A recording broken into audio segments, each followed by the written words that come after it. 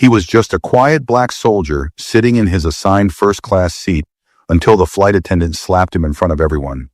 But 5 minutes later, he stood up, walked to the cockpit, and what happened next grounded the entire plane. Stay with this video because what this soldier does next will leave you stunned. And the truth, it was already written in the silence. Before we start the story, comment below where in the world you're watching from today, and if you like stories like this, don't forget to subscribe and turn on the bell icon so you never miss one. The gate area near Gate 18 was crowded, but no one missed the tall man in uniform standing near the corner. His name was Terrence Blake, and he stood straight with his shoulders squared, wearing a clean army uniform and a calm, unreadable face. His boots were polished, his movements quiet. A black backpack hung from his shoulder, and when the boarding agent scanned his first-class ticket, he gave a small nod and walked onto the plane without a word. Seat 1A was right up front wide, clean near the cockpit. Terrence placed his backpack gently beneath the seat, sat down and folded his hands. His gaze stayed forward. He didn't take out his phone. He didn't look around, but a few people did look at him. A man in a gray blazer sitting in one. C frowned when he saw the uniform. He looked away quickly, but Terrence had already noticed. More passengers boarded. A middle-aged woman in a floral blouse struggled with her carry-on. Terrence stood up, helped her lift it into the overhead bin, and returned to his seat without a word. She smiled at him faintly, but her eyes flicked to his uniform, then back to her purse. She didn't say thank you. She just sat down. Then came the sound of heels, sharp clicking. Quick, a woman stepped into the front cabin. Her posture stiff, her blonde hair pulled back in a tight twist. Her name tag read, Miss Danning. She was the lead flight attendant on this route, and she walked with the air of someone used to control. Her eyes moved row by row until they landed on Terrence. She stopped just like that. He didn't look at her, but he knew the pause. The stare, he had seen it before. Ms. Danning stepped forward slowly, voice loud enough for nearby passengers. Sir, this seat is reserved for first class. Terrence turned his head slightly.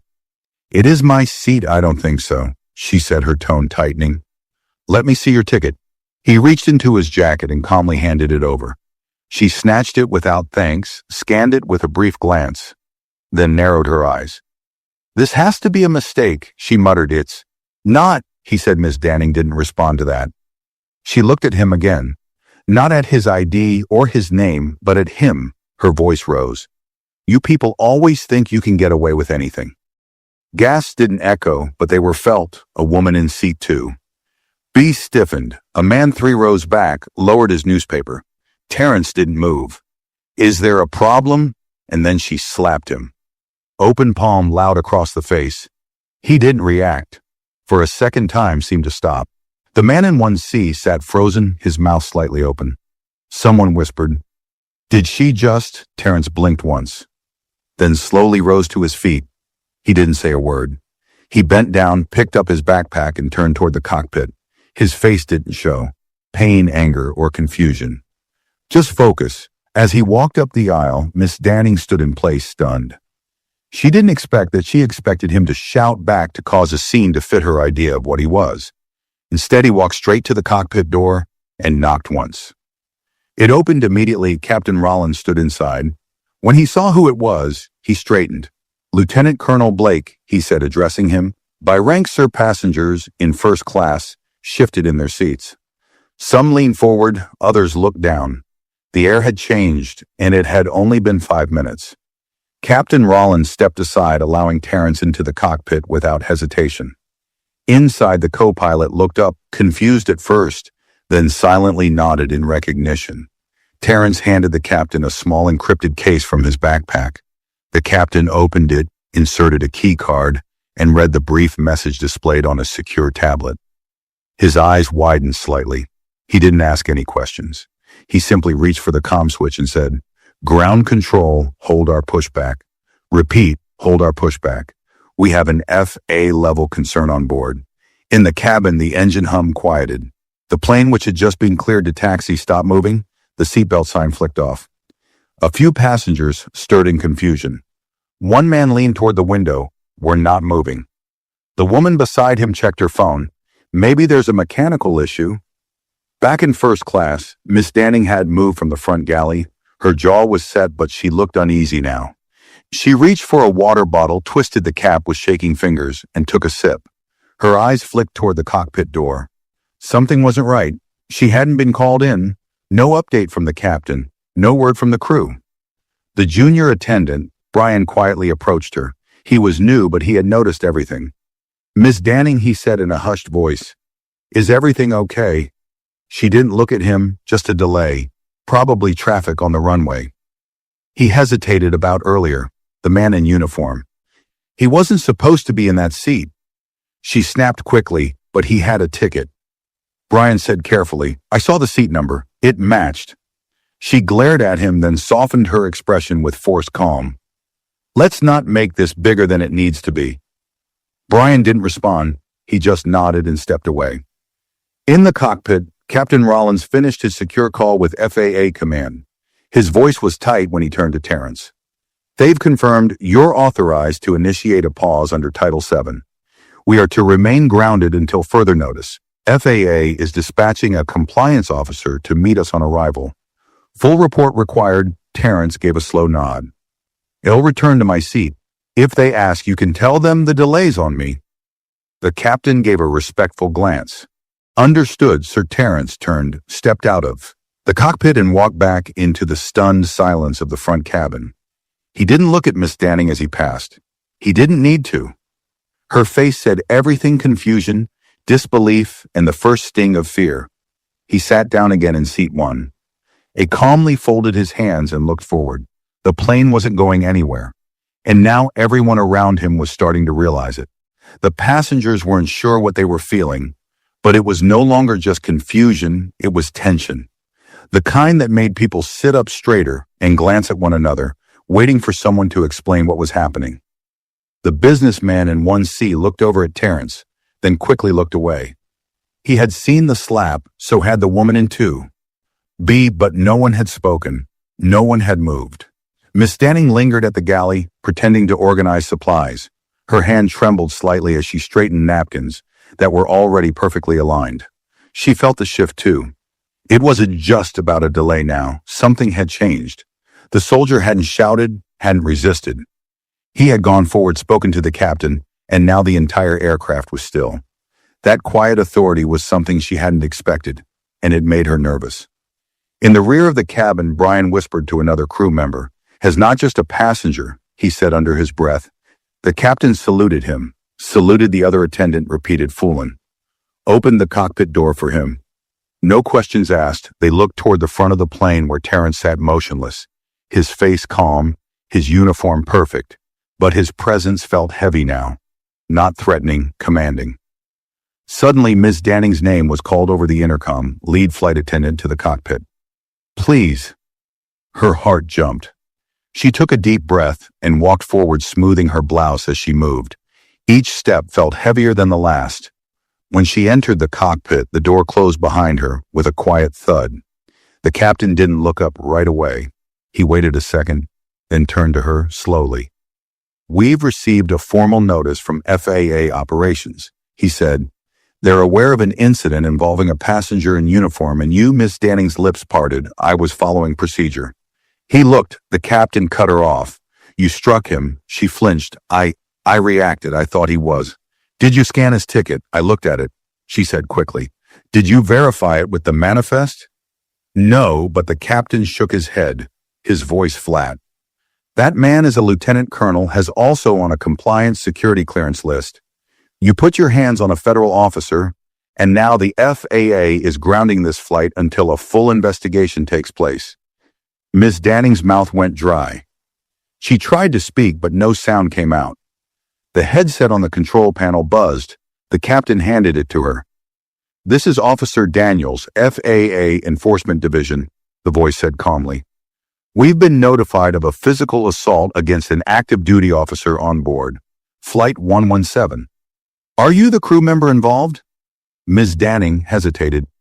"Yes, you are to escort the passenger back to his original seat immediately. You will deliver a clear verbal apology in front of witnesses, and you are not to speak with him again. After that, FAA agents will meet this flight upon landing. Do you understand? Her voice cracked. Yes, the line went dead. She slowly lowered the headset, her hands clammy. The captain said nothing more. She stepped out of the cockpit. Her feet felt unsteady. Everyone in the front cabin turned as she re-entered. And Terrence. He hadn't moved an inch. Miss Danning stood at the front of the cabin, her hands trembling just enough to notice. She could feel the weight of every eye watching her, even the ones pretending not to look. Her throat felt tight, her thoughts scattered. For a moment she just stood there, frozen, then slowly began walking down the aisle toward seat 1. Her shoes no longer clicked with confidence. Her steps were quiet now, careful, almost unsure. Terrence sat still, eyes forward, hands folded, his face unreadable. He didn't flinch when she stopped beside him, didn't look up. The tension in the air was suffocating. Several passengers turned their heads, pretending to scroll their phones but clearly listening. One woman 2 rows back lowered her magazine without realizing it. A man in 3A nudged his wife gently. Even Brian, standing near the galley, leaned just slightly to the side to watch. I'd like to apologize. Miss Danning said, her voice dry. There seems to have been a misunderstanding about your seat. Her words were too rehearsed, too vague. Her tone didn't carry sincerity, just fear. Terrence looked up, his gaze calm but piercing. A misunderstanding, he repeated quietly. She nodded, eyes darting. Yes, about the boarding pass. You saw the seat number, he said plainly. And you still slapped me. Her breath caught. For a split second, the entire cabin felt like it had stopped breathing. I shouldn't have reacted the way I did, she replied, trying to stay composed. It was a mistaken judgment. A few heads turned more openly now. The man in 1C leaned back, visibly uncomfortable. He had seen it happen. So had others. No one had intervened. Terrence didn't raise his voice. He didn't have to. You looked at my face and decided I didn't belong here. That's not a mistake. That's a choice. Miss Danning swallowed hard. Sorry, she said again, quieter this time. Say what you're sorry for, he said simply. She hesitated, her jaw tightened. The apology she was about to give wasn't one she had ever had to say in her life, and the truth of it cut deep. I assumed you didn't belong in first class, she said, barely audible. Because of how you looked. Silence. It wasn't just the apology that hurt. It was how familiar it sounded. How many times had passengers like Terrence been treated like they were out of place? Asked to explain themselves, prove themselves, earn a spot they already had. He gave a small nod, not of approval but acknowledgement. Thank you, he said. Now go do your job. Miss Danning turned without another word. Her face was flushed, and as she walked back up the aisle, she didn't lift her eyes to meet anyone else's. She just moved fast and nervous, disappearing into the galley like she could hide there. But she couldn't. Everyone had seen. Everyone had heard. And for the first time, she wasn't the authority. She was the one under the spotlight. Back in seat 1, Terrence didn't shift his posture. He didn't need to. The silence around him had changed. It no longer treated him like an outsider. It held weight now, the kind of weight that made people think twice before speaking. The kind that rewrote the unspoken rules about who's allowed to belong. The cabin remained unusually quiet. No one spoke, not loudly. The only sound was the faint rumble of the air conditioning and the distant murmur of crew members behind the curtain. But even that seemed to stop when the captain's voice broke in over the speaker. Ladies and gentlemen, this is your captain speaking. We've been asked to delay our departure due to a compliance protocol. Thank you for your patience. We'll be underway as soon as we're cleared by ground control. That was all he said, but everyone knew now this wasn't just about a delay. This flight wasn't moving until a wrong had been faced in full view, and no one could unsee it. The minutes ticked by, but no one seemed to be watching the time anymore. The delay had stretched well past the usual explanations.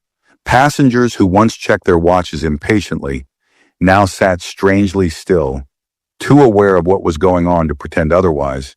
The atmosphere had shifted into something heavier, not loud or angry, but sharp like the air before a storm. People didn't make eye contact for long. They fidgeted with their tray tables or tapped their screens without really scrolling. In seat 3, an older man with silver glasses finally leaned toward his seatmate and whispered, "Did you see what she did to him?" His wife, a quiet woman in a cream cardigan, nodded without looking up. "She hit him," she said softly. "She didn't even ask a question first. I thought he was a general or something," the man added. The captain stood for him like he was the one running the flight. The woman finally looked at her husband. He didn't yell. He didn't even raise his voice, and she slapped him like he was nothing. At the front of the plane, Terrence remained still in his seat. He hadn't touched his phone, hadn't moved since returning. His eyes stayed forward, but he was listening. He could hear the rustling, the whispers, the quiet discomfort spreading through the cabin like smoke. A few rows back, Brian peeked out from the galley, his face tense. He was holding a tray of water, but hadn't stepped forward. He was watching Miss Danning, who stood near the rear entrance now, half hidden behind the curtain, gripping the edge of a cabinet. Her face was pale, her jaw locked. She had taken that walk of apology, but it hadn't cleared the air. If anything, it had made the silence louder.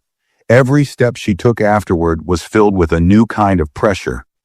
Not from superiors, but from the people she used to command.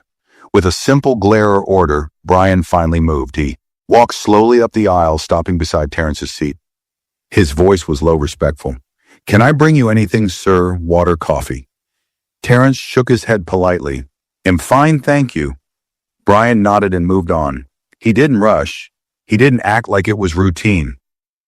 There was a weight in his gesture that hadn't been there earlier, a kind of quiet recognition that couldn't be taught in any airline training. As Brian returned to the galley, he passed Miss Danning, who avoided his eyes. She was holding her phone now, pretending to scroll through notifications she didn't care about. Brian didn't stop, he didn't say a word, but as he passed her, she could feel the judgment in his silence. Inside the cockpit, Captain Rollins sat with his arms folded, the secure headset still active on the side panel. Another voice had joined the line, this one from FAA Enforcement Operations. "Confirm that the passenger has been returned to his seat," the voice said. "Confirmed," Rollins answered, "and the crew member has issued a public apology." There was a short pause, then understood. However, due to the nature of the incident and the passenger's clearance status, a compliance officer will be boarding the plane upon arrival. The crew member in question is to be escorted for immediate questioning. The captain sighed. "Understood.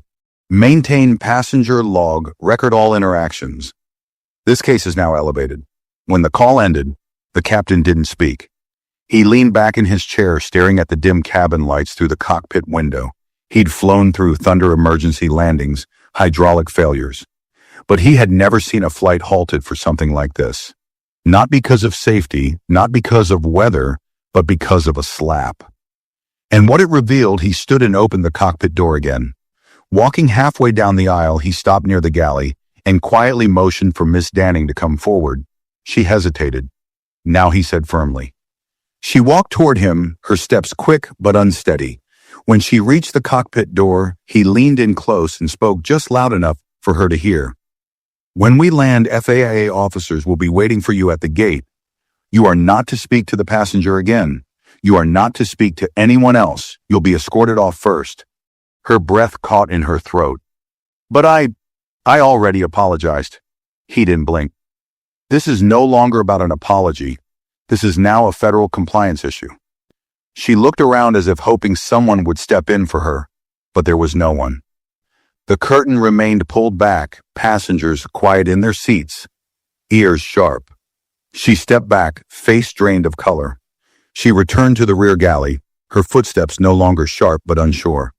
She sat down on the jump seat and stared at the wall, her uniform suddenly feeling like a costume she didn't deserve to wear. Meanwhile, Terrence shifted his gaze out the window, watching the airport crew slowly moving equipment beneath the wing. The plane hadn't moved in nearly 40 minutes, but he didn't mind. He wasn't in a rush. He had already done what needed to be done, not with a raised voice, not with force, just with truth and one quiet refusal to be invisible.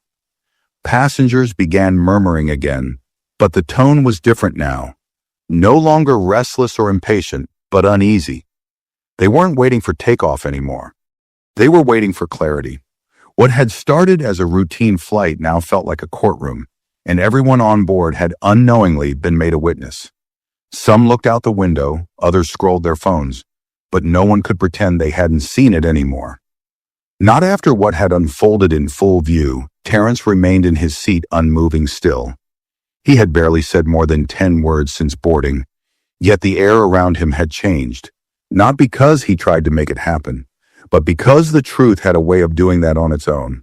His silence wasn't passive, it was powerful. It was making everyone else sit in their own silence and question what they'd done. Or had him back in 3C, a woman in a navy cardigan turned to the man beside her. "Do you think she's really going to get fired?" He adjusted his glasses. "I don't know. But I wouldn't be surprised I saw the whole thing. She didn't just make a mistake." She struck him. The woman shook her head slowly and then tried to act like he didn't belong, until the captain called her in. Across the aisle, a young man who had been wearing earbuds since takeoff finally removed one and whispered to the couple beside him, "What's going on up there?" The older woman leaned in. She hit a soldier. He wasn't just any soldier, though. The captain stood for him, and now the FAA's involved. "No way," the young man muttered, glancing toward the front. "You mean this flight's grounded because of that, because of what she did?" The woman corrected. The whispers swelled like quiet waves. No yelling, no panic, just hushed conversations, filled with disbelief and something heavier, something closer to shame. In the rear galley, Miss Danning sat on the metal jump seat, her arms folded tightly across her chest. The flight attendant uniform that once gave her confidence now felt like a target. Her thoughts looped without pause the moment she slapped him, the look in his eyes, the captain's expression, the voice on the headset telling her she would be escorted off the plane. She hadn't lost control of the cabin. She had lost control of herself, and now she was facing the consequences. Brian stood nearby, wiping down the counter slowly. He hadn't spoken to her since the captain's announcement. When he finally did, his voice was low but clear. "They're really meeting us at the gate." She didn't look at him. "Yes," he nodded slowly, then said something she didn't expect. "You know we get complaints all the time, passengers being rude, causing trouble. But this isn't that. This wasn't a misunderstanding. You didn't even look at his boarding pass properly. You just looked at him," she clenched her jaw. "You don't know what I saw." "I know what I saw," he replied, wiping the same spot on the counter again, "and so does everyone else." Back up front, the captain sat quietly in the cockpit, the secure line now silent, but still active in case of further instructions. His co-pilot, a woman named Jenna, looked over. "This isn't going to blow over, is it?" He shook his head. "Not with the FAA involved. Not with who he is. You think it'll go public. Eventually, these things don't stay quiet for long. And from what I heard, he's not just military. He's cleared through federal aviation security.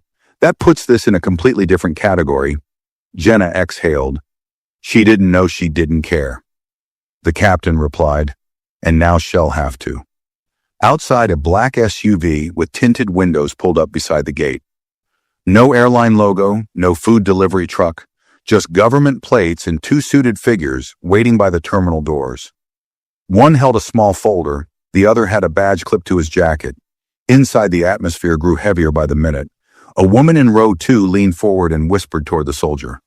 "Sir, I want to say, I'm sorry, I saw what happened. I didn't speak up, and I should have."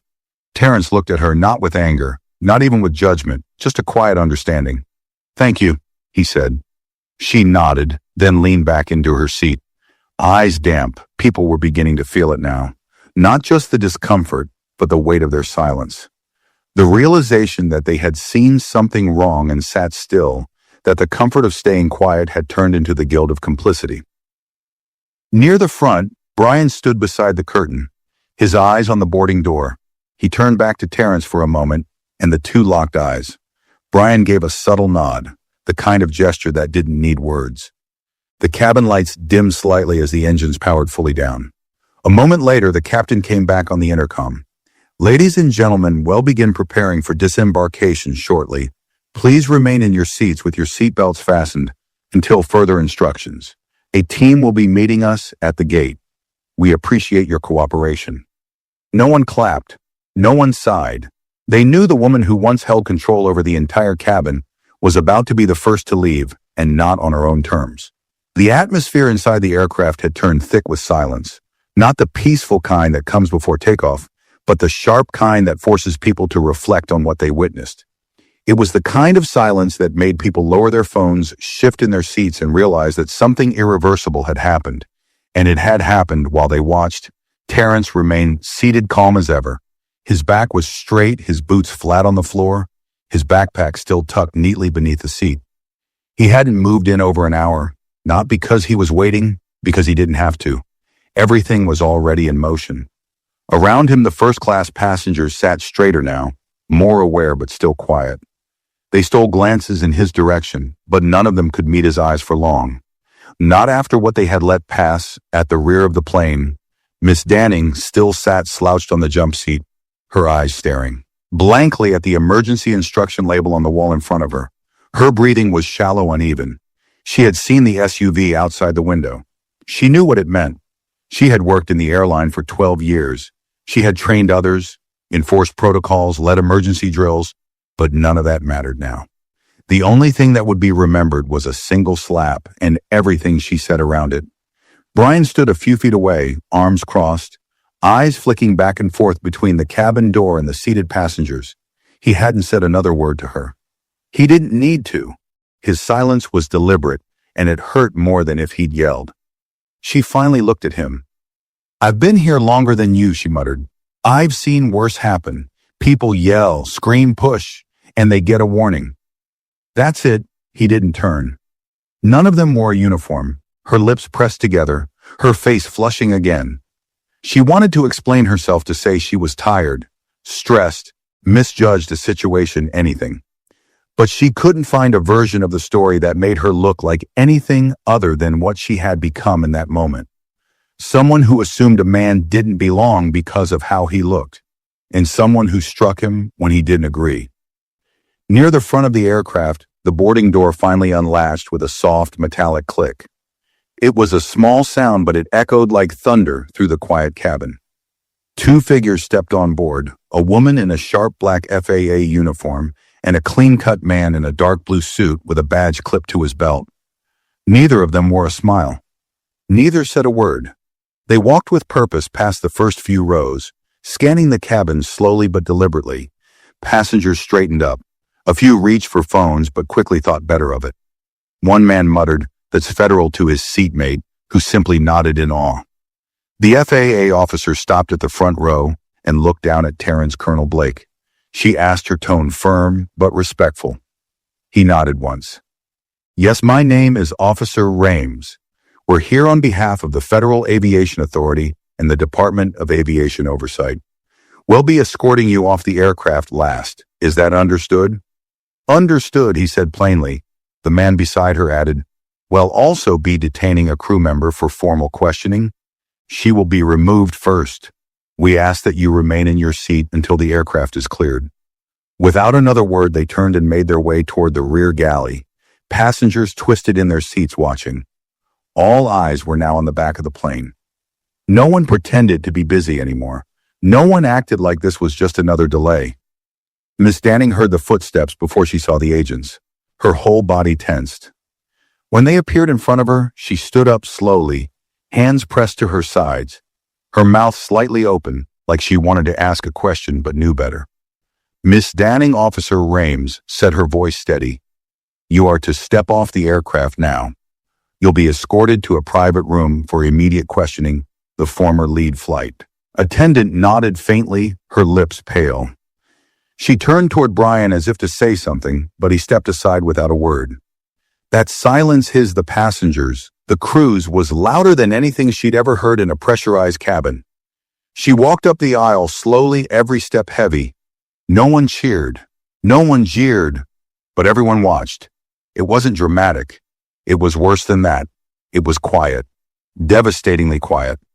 The kind of quiet that sticks. As she passed row 1, she made the mistake of glancing at Terrence. He looked up, met her eyes once, not with hatred, not even anger, just quiet, firm disappointment, and somehow that was worse. Her gaze dropped. She kept walking. By the time she stepped off the plane, she had aged 10 years in her own mind. The air outside didn't feel like freedom. It felt like exposure. And waiting just beyond the jet bridge was a table, a clipboard, and a government representative ready to write it all down. Back in the cabin, the door sealed again with a pressurized hiss. A few passengers finally exhaled. One man whispered, "That's the reason we never left the gate." A woman replied quietly, "She just ended her own career." Terrence didn't react. He reached down, adjusted the strap of his backpack, and leaned back slightly in his seat. The storm had passed, but only on the outside. Inside the aircraft, everyone now sat in the middle of something far bigger than a flight delay. They were sitting in the space between right and wrong, and they'd all seen what happened when someone made the wrong call. In the wrong moment to the wrong person, and that person didn't yell, he just made a call and grounded the plane. The cabin door remained closed, but the entire aircraft felt exposed, stripped of its usual hum of safety announcements and beverage carts. The plane had transformed into something unfamiliar, a place of quiet reckoning.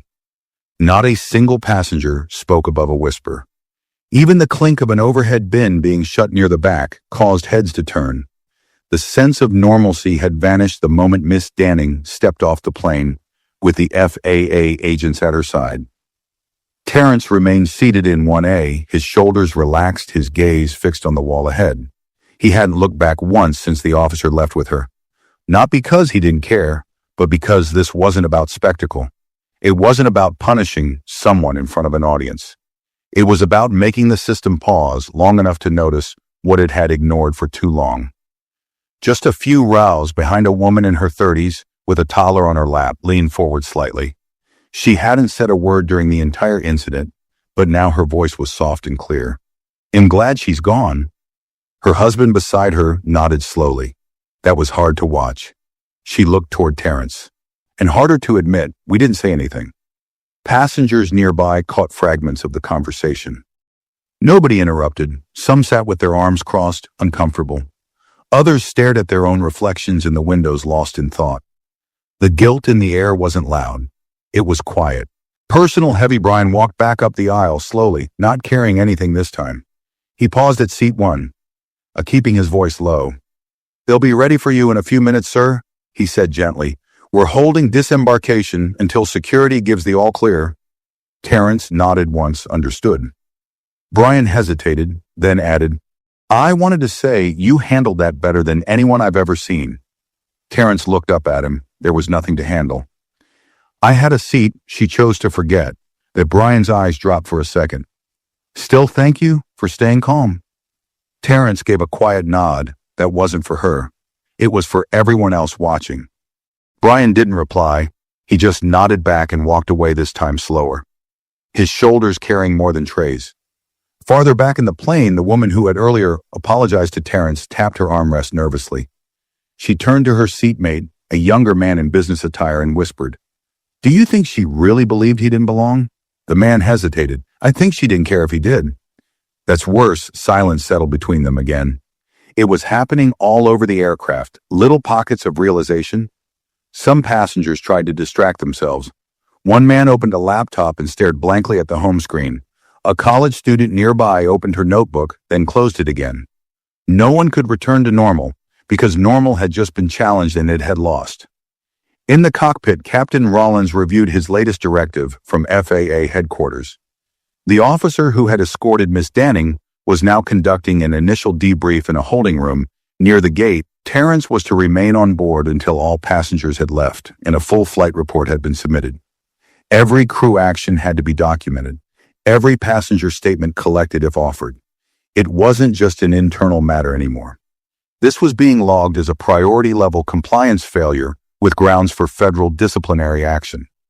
He set the headset down slowly and looked over at Jenna, the co-pilot. She was flipping through the logbook, but her hand had paused over the page. "This is going to change things," she said quietly. "It already has," Rollins replied. Back in the cabin, the seatbelt sign remained lit, though everyone could feel they were nearing the end. But it didn't feel like a conclusion. It felt like a beginning. Something had cracked open, and the truth inside wasn't just about this one flight. It was about how easily someone could be silenced with a glance, a tone, a hand, and how easily everyone else could let it happen until someone didn't, until someone made one call. Terrence checked his watch. Not out of impatience, just awareness. The call had been made 64 minutes ago, and the plane still hadn't moved. Not an inch. The wheels hadn't turned, but something far bigger had. The silence, once a shield for power, had become a mirror, and the whole plane was being forced to look into it. No turbulence, no lightning, no broken engine. Just a man in uniform who refused to give up his seat. And now, the world was watching. The cabin lights flickered softly as the sun dipped lower outside, casting long shadows across the rows of seats. The plane still hadn't moved. No pushback, no taxi. Just the sound of circulating air and the occasional shuffle of someone crossing their legs or adjusting a tray table. But no one complained. No one rang the call button. For once, silence wasn't awkward. It was deserved. In the first-class row, Terrence sat as steady as he had an hour ago. He had barely shifted. The seatbelt across his lap remained fastened. His phone lay screened down on the tray table untouched. He had nothing to prove to anyone. The proof was in the stillness of the cabin, the grounded wheels beneath the aircraft, and the subtle ripple of regret moving through the hearts of those around him. Just across the aisle, the businessman in 1C shifted again, uncomfortable not from the delay, but from something else entirely. His eyes darted toward Terrence, then back to his folded hands. He cleared his throat softly and leaned over. I saw what happened, he said barely above a whisper. Earlier, I just didn't know if it was my place to step in. Terrence didn't turn. He waited a moment before answering, his voice low but firm. It's always your place to stand up when something's wrong, especially when you're watching it happen. The man nodded slowly, then leaned back without another word. From further down the row, a teenager in a hoodie glanced over. He had earbuds in, but the music was paused. He'd been watching. Not just the incident, but the aftermath. How a man had absorbed a blow, stayed composed, and still controlled the entire cabin without raising his voice. He didn't say anything out loud, but something settled in his eyes, a quiet lesson he wouldn't forget. Meanwhile, the flight attendants had returned to their stations, performing necessary checks with more caution than usual. Even the newer crew members, normally chatty or distracted, moved with deliberate quiet. Miss Danning's absence weighed on them, not just as a staffing gap, but as a symbol of what had shifted in the sky that day. A reminder that uniforms alone don't grant authority, and silence is no longer a shield. Brian emerged from the galley again, this time with a checklist in hand.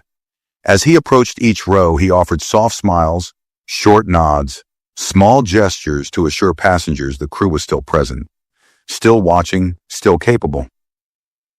When he reached Terrence's seat, he hesitated. "I've got to check in with everyone up front," he said quietly. "But I want to say something before we land." Terrence raised an eyebrow slightly. "You didn't raise your voice. You didn't escalate anything. You could have. Most people would have. But you didn't." Brian looked around the cabin, then back at him. "That did more than shouting ever could." Terrence nodded once. "Sometimes silence says exactly what people don't want to hear." Brian smiled faintly and moved on the clipboard, trembling just a little in his hand. At the rear of the aircraft, a woman stood up from row 28 to use the lavatory. On her way forward, she passed Terrence's row and paused.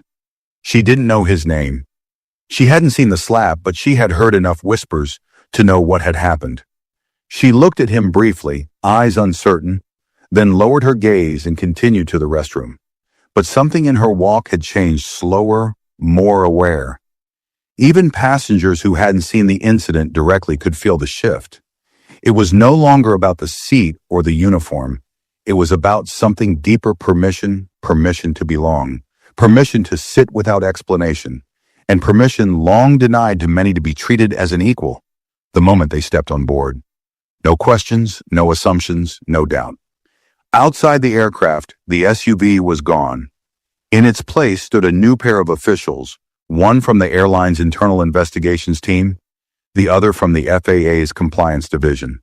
Both held clipboards, Both were reviewing notes from the cockpit, the cabin logs, and passenger seating charts. The airline had made it clear this incident was to be fully documented, addressed, and most importantly, not repeated. Inside, the captain's voice came back over the speaker this time, slower, more measured. Ladies and gentlemen, we'll begin our disembarkation shortly. For procedural reasons, please remain seated until your row is called. We appreciate your patience. No one moved. They were used to standard instructions, but this one felt different. More official, more final. And then after a moment of pause, something unusual happened. A woman in business class, well-dressed, confident, looking, stood and turned toward Terrence's row. She didn't raise her voice. She didn't make a scene. She simply said thank you. Terrence met her eyes briefly, then gave a slight nod. That was all, but the ripple it sent through the cabin was unmistakable. A man in row 5 said, "You changed the way I see things." Another in row 6 added, "You didn't just hold your seat, you held your ground." Terrence didn't answer them all. He didn't have to. Sometimes the most powerful moments happen after the storm, when the people who watch silently begin to find their voices again. The plane was still grounded, but the truth, it had already taken flight. The cabin remained still, though the tension had shifted into something else. Not anxiety, but accountability. People who had boarded the plane thinking it was just another flight were now sitting in the middle of a story they hadn't expected to be part of. And even if they didn't say it aloud, they knew they would carry it off the plane. A few rows back, a mother with 2 school-age boys sat in silence. One of the boys leaned toward her and whispered, "Why did she hit him?" The mother didn't answer right away. She looked toward the front, where Terrence still sat upright, composed, silent. Because she thought she could, she finally said. The boy furrowed his brow, but he didn't do anything. "I know," she replied, her voice quiet. "That's why it matters not far from them." A young woman opened her phone and started typing a message she hadn't planned to write. "I saw a soldier get slapped today. He didn't yell, he didn't push back. He made a call and the whole plane froze. FAA agents delay all of it. But what shook me the most, no one stood up when it happened. Not one of us." She stared at the screen for a long time, then hit send. Back in first class, Terrence remained composed. He had felt this weight before. Not the weight of fear, but of silence. He'd seen it in waiting rooms, board meetings, training bases, and now in an aircraft where he held a valid ticket, wore a visible badge, and still had to prove he belonged.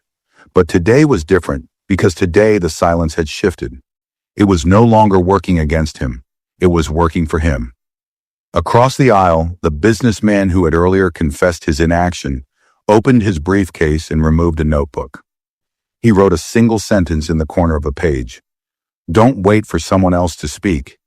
He underlined it once and closed the notebook with a slow breath. No one told him to write that. No memo, no training manual. Just a moment he couldn't forget.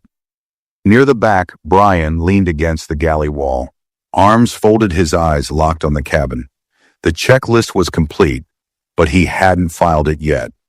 Something inside him felt different, not broken, but stirred. He had watched his senior officer fall apart in less than 2 hours, not because of equipment failure or a passenger outburst, but because of her own choice. A single moment of judgment had unraveled her years of control. And now he understood authority didn't come from a name tag or seniority. It came from how you treated the people. No one expected you to respect. The flight was nearly ready to disembark. Security staff waited just beyond the terminal doors. The captain had already received the final confirmation. Terrence was to exit, last escorted only by protocol, not by force. Before any passengers were released, Captain Rollins stepped out into the aisle one final time. His presence was calm, but not casual. He stood beside row 1 and faced the cabin. "I want to thank you all for your patience during this delay." He said, his voice firm and measured. "I also want to acknowledge that what occurred on this flight was not typical and should never have happened." The passengers listened. No one looked at their phones. He continued, "We are responsible not just for safety, but for dignity, for every seat, for every person. This delay wasn't caused by weather or mechanical failure. It was caused by a failure of respect, and today that will be recorded, not ignored." Silence followed, but not the uncomfortable kind. This silence carried meaning. The captain nodded, turned and returned to the cockpit without another word. Brian stood near the front curtain waiting for the signal to begin offboarding. When the overhead light blinked, he stepped forward. "Well, begin disembarking by row," he announced gently. "Please remain seated until your row is called one by one." The passengers began to rise slower than usual, more deliberate. The shuffle of bags from Mabansumi. Under seats, the soft clicks of belts being unbuckled. But none of the usual urgency. No pushing, no complaints, just quiet order. As rows emptied, some passengers passed Terrence and nodded. Others avoided eye contact. A few paused but said nothing. The weight of what they hadn't done still lingering. An older man, thin and gray-haired, stepped past and whispered, "I served too. Sorry you had to deal with this." Terrence nodded once without looking up. He didn't need the validation, but the acknowledgement mattered. Soon the plane was nearly empty. Only a few crew remained, plus the compliance officer waiting near the door. Brian returned to the first-class cabin and stood near Terrence's seat. "They're ready for you now, sir," he said softly. Terrence looked up. His expression hadn't changed. Calm, focused, unshaken. He stood slowly, picked up his backpack, and straightened his uniform. As he walked up the aisle, every pair of eyes that remained followed him, not out of curiosity now, but out of awareness. The kind that stays. And when he stepped off that plane, he didn't just carry his rank. He carried the truth and left behind a cabin full of people who would never board the same way again. The terminal lights were harsh after the dim cabin glow, but Terrence's steps didn't falter. His boots moved with the same quiet precision as when he boarded. No rush, no hesitation. On either side of the jet bridge, uniformed staff stood in still rows. Some were from the airline, others wore FAA jackets. No one spoke. No one tried to stop him. They just stepped aside, giving him space not out of fear, but respect. At the end of the jet bridge, Officer Rames waited with a clipboard, her face composed. Behind her, a tall man in a dark suit glanced at Terrence and gave a small formal nod. "Colonel Blake," she said, not a question, but a statement of identity. "You'll be escorted to the VIP debrief area. This is purely procedural, understood," Terrence replied. "Before that, would you like to make a statement?" Terrence paused. He looked at the terminal behind her, the crowds walking past, the rolling bags, the blinking flight boards showing updates for cities far away. Then he turned his eyes back to Rames. "I didn't come here to teach anyone a lesson," he said quietly. "I just came to sit in my assigned seat." Rames studied him for a second, then nodded that Terrence was led down a private corridor, away from the noise, away from the gawking passengers lingering behind glass walls. Some recognized him now. Word had spread fast. A few people tried to snap photos, but security gently blocked their view.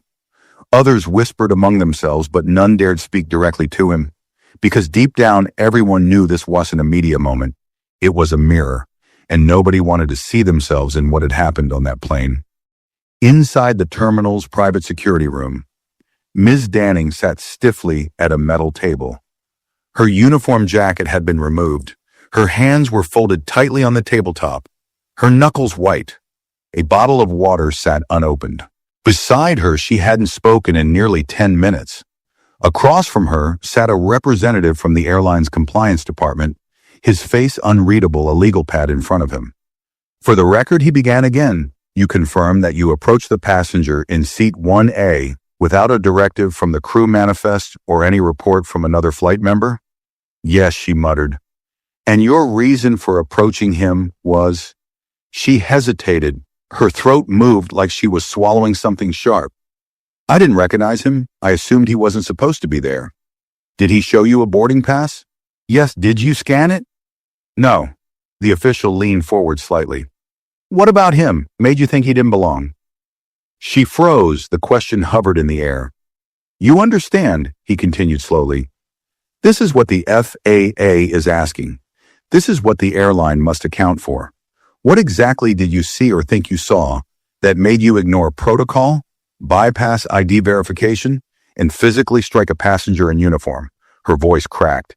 He didn't look like someone who flew first class.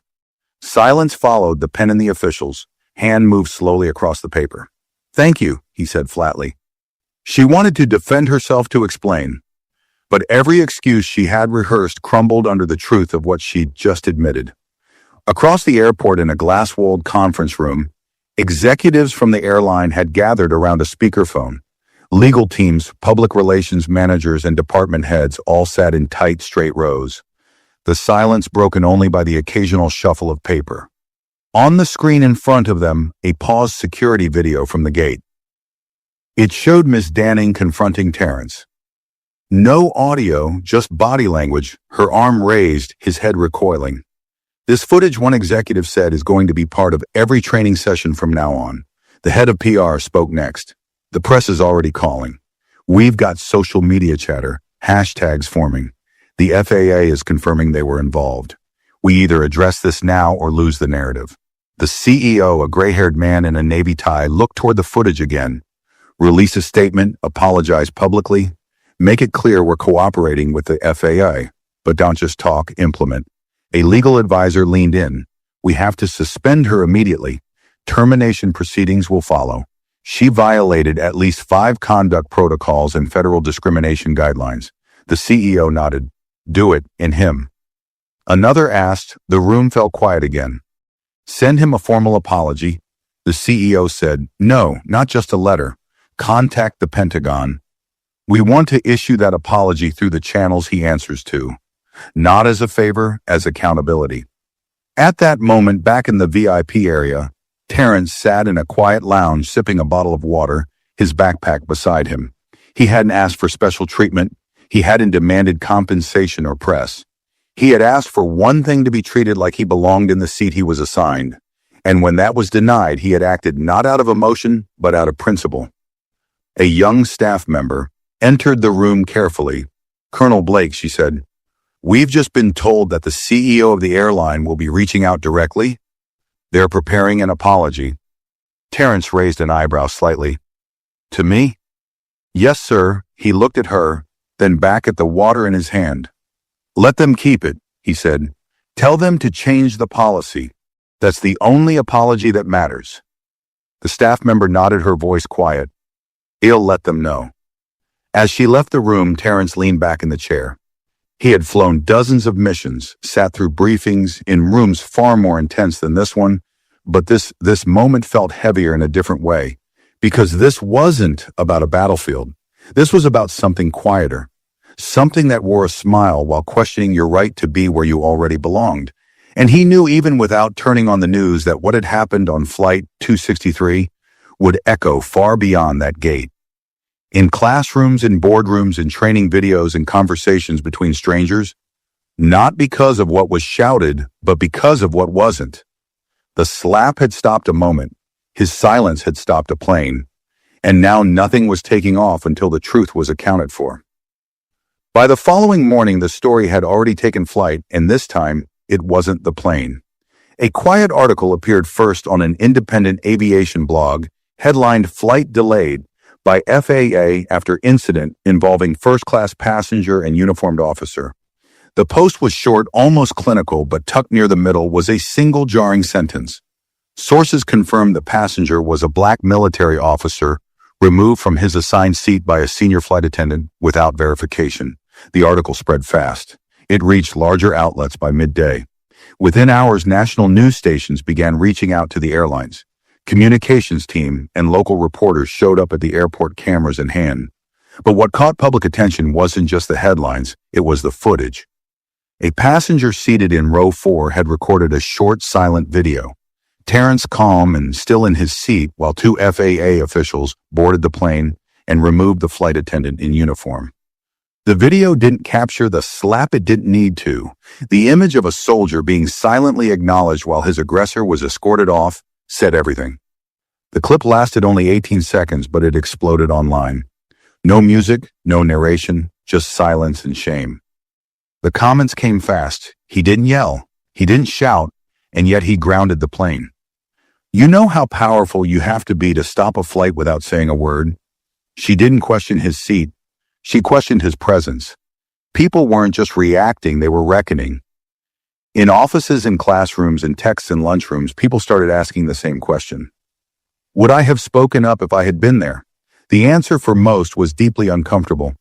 and that discomfort traveled fast. The airline, under intense pressure, issued a formal public apology by late afternoon, but this wasn't the usual template. The BAI statement began with a clear admission. A decorated officer was humiliated on one of our flights. This should not have happened.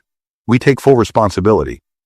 They followed with action, announcing an overhaul of crew training, immediate termination of the flight attendant involved, and a new passenger rights policy specifically created to protect travelers against arbitrary seat challenges, especially those involving minors, veterans, or visible minority groups.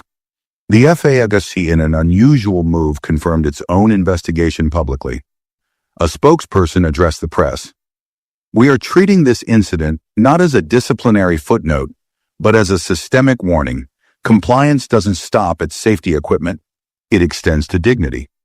Meanwhile, far from the noise, Terrence sat quietly at his hotel room desk, watching the morning coverage with the volume turned low. The room was modest, a government lodging used often by federal employees in transit. A simple chair, a desk, a window with an airport view. He had checked in quietly the night before. No fanfare, no escort. His phone buzzed again. Another text, another message, another request for an interview. He ignored them all. He hadn't done this for recognition. He didn't want to be the face of a viral headline. He hadn't set out to expose anything. All he wanted was to sit in his assigned seat and arrive at his destination with dignity intact. There was a soft knock at the door. When he opened it, a woman in civilian dress stood holding a manila envelope. "Colonel Blake," she asked. He nodded. "I've been asked to deliver this on behalf of the airline's executive office. There's a letter inside. Also confirmation of their full policy change and a request for you to join a private board to advise on future training programs." Terrence took the envelope silently. "I'm just the messenger," she said before stepping back and disappearing down the hall. He closed the door and placed the envelope on the table without opening it. He didn't need a letter to tell him something had changed. Across the country, in a classroom outside Denver, a teacher stood at the front of a high school ethics class holding a printed article in her hand. She began with one line: "Today we're discussing what happens when silence becomes a stand." On the screen behind her, the headline glowed, "Flight grounded by one man's." Quiet refusal, back at the airport where it all started.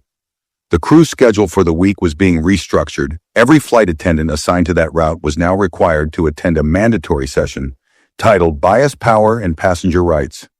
The first slide of the presentation displayed a still image from the flight video. Terrence seated with calm on his face and silence in his hands, a silence that changed everything. In the break room, Brian sat with a cup of coffee, staring at the printed memo pinned to the corkboard. Other crew members gathered around, reading, some nodding, others staying quiet. "You worked that flight right?" one of them asked. He nodded. "What was he like?" Brian thought for a moment, then answered. Still like he knew he didn't need to fight because the truth was loud enough. He didn't say more. He didn't need to. Because everyone there knew the real turbulence wasn't in the air that day. It was on the ground in how people are treated, seen, or dismissed.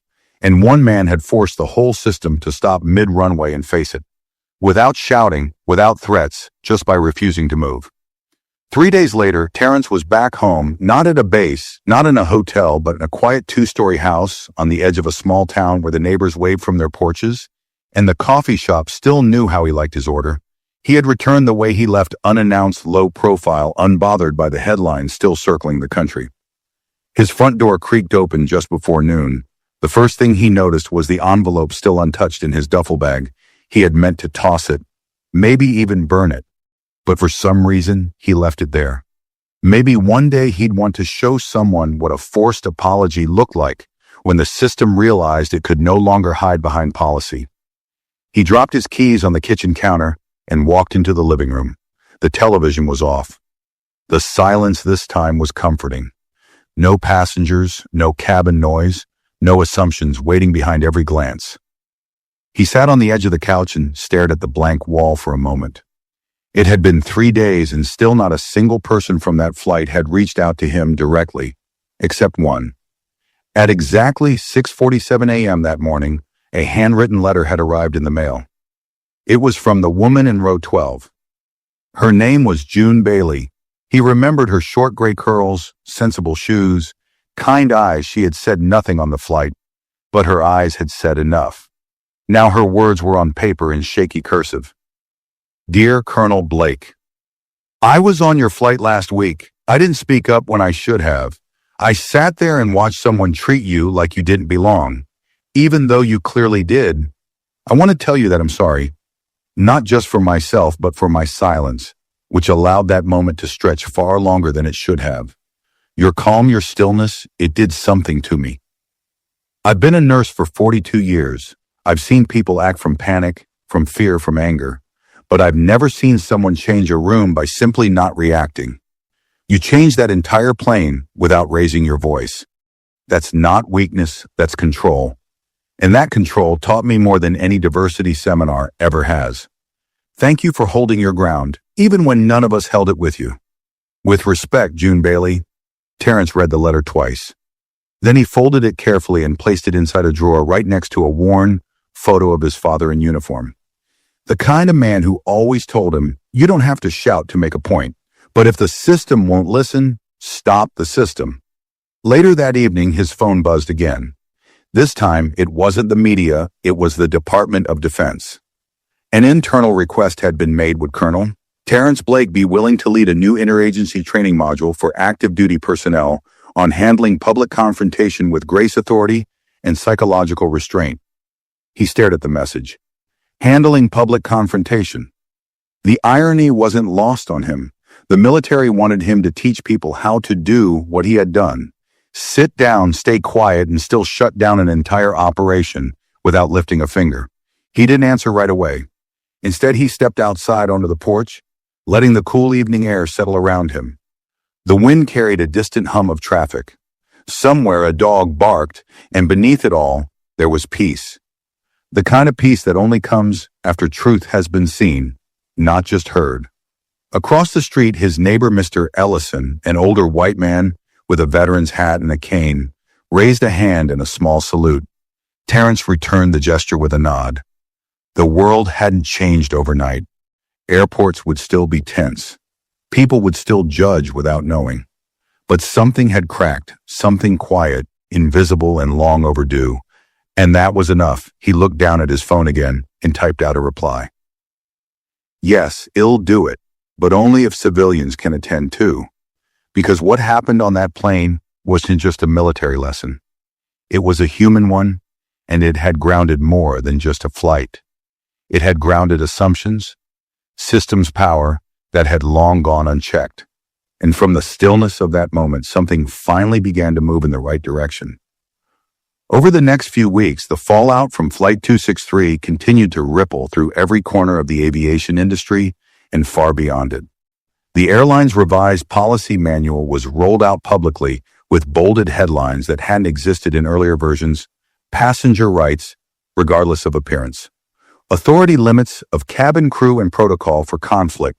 Without bias, major news outlets praised the clarity and transparency. Civil rights organizations cautiously applauded the step forward. But with a consistent reminder, this change came too late for too many. Terrence, meanwhile, kept a low profile. He declined all television interviews, podcast appearances, and feature articles. He didn't want to be turned into a symbol. He wanted the system to feel uncomfortable, not celebrated. For him, the entire ordeal had never been about exposure. It had been about Principle A. Man in uniform had been stripped of dignity in public, and rather than cause chaos, he had let the silence carry the weight. That silence, ironically, had said far more than any viral quote could. Still, the requests poured in. Universities invited him to speak on racial dynamics and institutional systems. Government agencies wanted his insight on calm resistance in crisis response. And airline unions even reluctantly asked for his input on how to better train crew in recognizing the difference between authority and entitlement. One invitation came from a place he hadn't expected: a private flight academy in Arizona that specialized in training first-generation pilots. The founder, a black woman named Marlene Young, had written to him personally. "We teach people to fly planes, but now we need to teach them how to fly with integrity. Would you be willing to speak to our incoming class?" Terrence agreed. When he arrived, he was greeted by students who weren't dressed in uniforms. Yet most wore jeans, sneakers, and nervous ambition. Many of them had seen the video from the plane. Some had memorized it like scripture. Not for the drama, but for the stillness. That moment had shown them what they feared. That even when you wear the badge, sit in the right seat, and follow every rule, you could still be told you didn't belong. But it also showed them what was possible, that when challenged, you could hold your ground without becoming what they expected. He walked into the room without a speech. He stood in front of the classroom and looked each student in the eye. And then he said, "On that flight, I had every right to stand up. I had every reason to respond with fire. But I knew if I did, they'd stop seeing me as a man and start seeing me as a threat. So I stayed still. Not because I was weak, but because I wanted the system to reveal itself." The room was silent. Some students took notes. Others just stared, locked in. You will fly planes, you will wear uniforms, and some of you, maybe many of you, will still be questioned. Because to them, you might always look like a mistake sitting in the right seat. He paused. Let that truth settle. But if you ever find yourself in that moment where everything in you wants to shout, prove, or fight, I want you to remember something. Silence isn't surrender. Sometimes silence is strategy. One student, a young man with a scar on his chin, raised his hand. But what if they don't listen to silence? Terrence didn't hesitate. Then you let the consequences do the speaking. That line stayed with them. It echoed in their notebooks. It made its way into classroom discussions, lunch conversations, and even future simulator sessions. That visit led to more sessions. More quiet classrooms filled with students who'd never met him, but felt like they had. And while all this was happening, another shift was taking place. The airline industry, long plagued by reports of bias, profiling, and abuse of authority, found itself under a brighter light. Customers began filming more, not just for viral moments, but as a form of protection. Passengers knew the name Terrence Blake now, in flight attendants. They knew that what had once been brushed off as instinct could now end a career in minutes. Back at home, Terrence still kept the letter from June. Bailey in his drawer, he didn't look at it often. He didn't need to. That letter wasn't a reminder of pain. It was proof that moments like his weren't wasted when they planted something in someone else. Every now and then, neighbors would stop him in the grocery store. "You were the guy, right? From that plane," head nod. "Man, that was something. You did good." He never lingered on the praise, just nodded, paid for his things, and moved on, because he knew better than anyone this wasn't about being a hero. It was about holding your place in a world that tries to shrink you and staying seated even when every system wants you gone. And when people asked him later, how did it feel to stop a plane without raising your voice? He always said the same thing: I didn't stop the plane. They did, I just stopped pretending I didn't see it happening. Months passed and the media storm eventually faded. New headlines came. New controversies grabbed attention. The footage from Flight 263 wasn't trending anymore. But what remained in airports, in staff meetings, in classrooms, and in quiet minds was the memory of what that flight had exposed. Not just about a single crew member, but about a system that allowed silent bias to ride first class.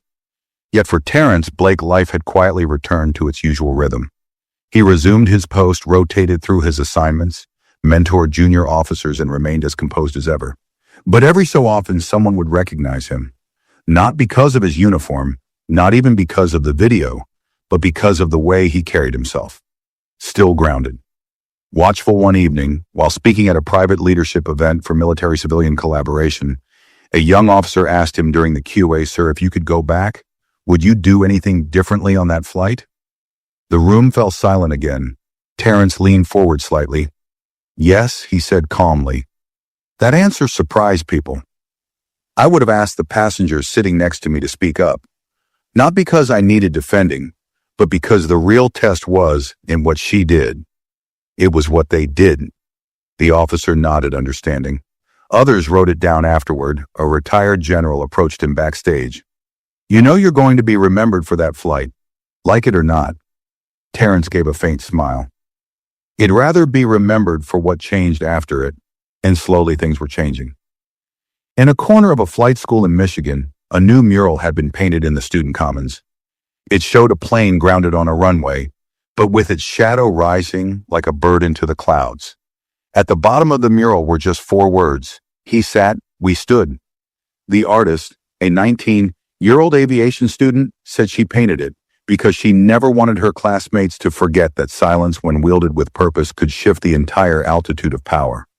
In airports across the country, posters had begun appearing in employee areas, visual reminders of passenger rights, respectful conflict resolution, and a new phrase now embedded in corporate training. Uniforms don't determine truth. Actions do. At one major airline conference in Atlanta, a senior executive opened her keynote speech with a reference to Flight 263. She didn't name names. She didn't sensationalize. She simply said, "We lost altitude that day, not because of turbulence, but because of ego. We will never let that happen again." Terrence never responded to it. He didn't need to. But perhaps the most unexpected ripple came from someone no one had expected to hear from again.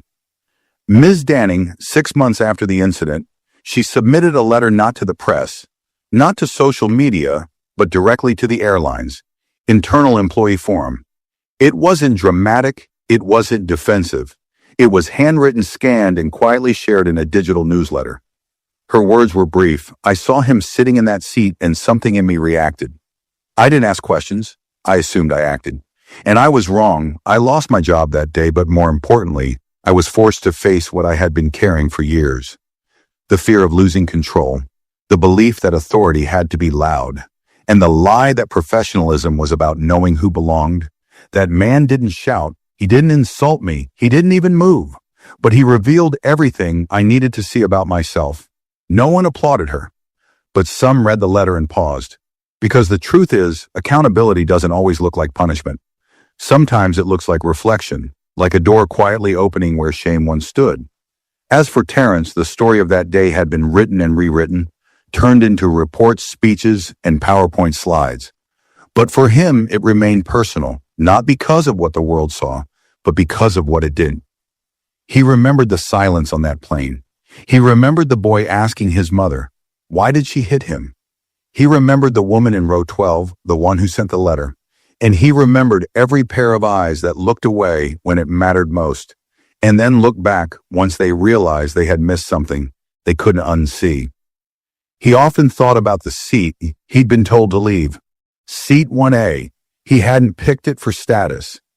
He picked it because it had the clearest view of the sky, and when he finally sat there, when everything told him he wasn't supposed to, he held his place.